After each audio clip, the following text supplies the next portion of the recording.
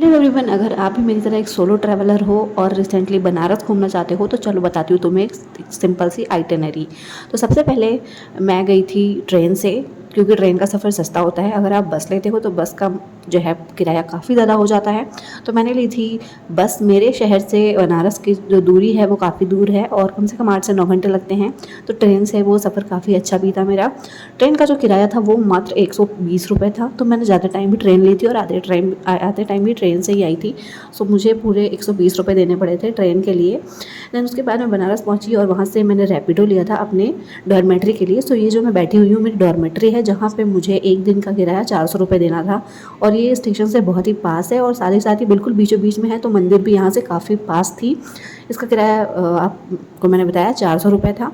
इसके अलावा जब मैं स्टेशन से डॉर्मेट्री आ रही थी तो रास्ते में मैंने रैपिडो किया था, रैपिडो बाइक लिया था जिसका 23 रुपये किराया पड़ा था। तो मैंने बहुत ही बचत करके अपनी प्लानिंग की थी कि मुझे कम से कम पैसों में बनारस घूमना है। देन फिर मैं रिक्शा करके निकल गई चौक पे, जहाँ पे सिर्फ काल भैरव मंदिर गई और फिर उधर से ही रास्ता है काशी विश्वनाथ जाने का, जहाँ से रिक्शे वाले ने मुझसे लिए थे 15 रुपये। अगर आपसे ज़्यादा लेते हैं तो मत देना, 15 रुपये बहुत होते हैं। देन मैं पैदल ही अंदर पूरा घूमने के लिए चली गई थी और पूरा धाम के अंदर। एंड उसके बाद मैं कॉरिडोर भी गई थी। एंड ये जो आप देख रहे हो ये रुद्रेश्वर महादेव है टेम्पल, ये वाली जो कि विश्वनाथ कॉरिडोर के रास्ते में पड़ती है। तो वहाँ का मैंने दर्शन किया था। एंड ये जो है वो कॉरिडोर जो है, काशी विश्वनाथ कॉरिडोर जो है उसके अंदर की फ़ोटो है जो वहाँ चलती रहती है। देन वहाँ पे बहुत सुंदर घूमने वाला है, तो मैं उसके अंदर भी गई थी, जहाँ जाने के लिए कोई भी रेंट आपको नहीं देना पड़ता, कोई भी किराया नहीं पड़ता। उसके बाद आप वहीं से सीधे घाट भी जा सकते हो। तो मैं वहाँ से गई थी ललिता घाट, जहाँ पे ये बहुत ही प्यारा सा नेपाली मंदिर है महादेव का, जो कि बहुत सुंदर लगता है रात में। तो ये ललिता घाट पे है। तो अगर आप बनारस जा रहे हो तो ललिता घाट का ये नेपाली मंदिर घूमना बिल्कुल भी मत भूलना।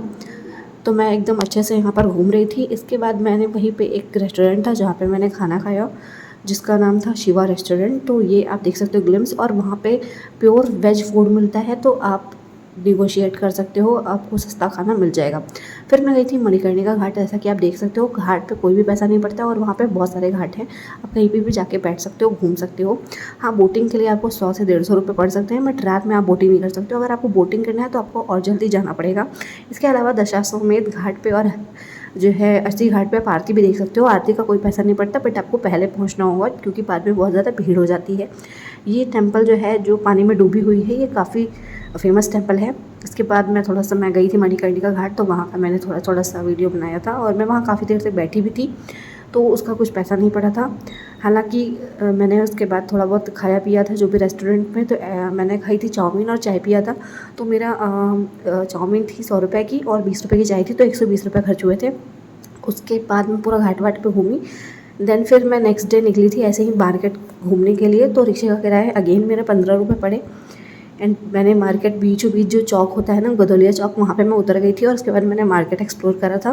मैं इत्र की दुकान पे गई थी। मैंने कुछ प्रॉपर ख़रीदारी नहीं करी थी क्योंकि मुझे कुछ भी नहीं खरीदना था, मुझे सिर्फ रैंडम घूमना था, तो इसलिए मैंने कुछ ज़्यादा खरीदा नहीं। तो मेरा इतना कुछ खास खर्चा हुआ नहीं। और अगर आप भी सोलो ट्रैवलर हो तो आपका भी कुछ खास खर्चा आएगा नहीं।